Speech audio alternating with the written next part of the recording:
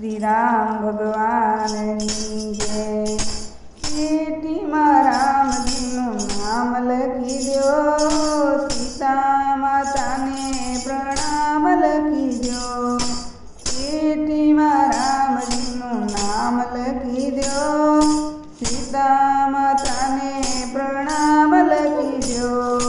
પહેલું પ્રણામ ગણપતિજીનું લખજો, પહેલું નામ ગણપતિજીનું લખજો। સાથે રીતિ સિદ્ધિનું નામ જ લખજો, નીચે ઉંદરની કલમ લખી દો, સીતા માતાને પ્રણામ લખી દો। ચિઠ્ઠીમાં રામજીનું નામ લખી દો, સીતા માતાને પ્રણામ લખી દો।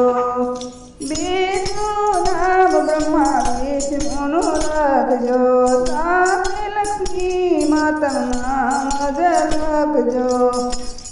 નીચે નારદજીનું નામ લખી દો, નીચે નારદજીનું નામ લખી દો, સીતા માતાને પ્રણામ લખી દો। સીતા માતાને પ્રણામ લખી દો।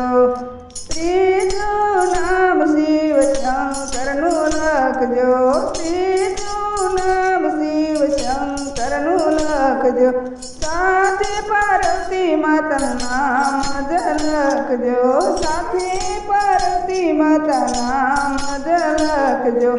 નીચે નંદીનું નામ લખી દો, નીચે નંદીનું નામ લખી દો, સીતા માતાને પ્રણામ લખી દો।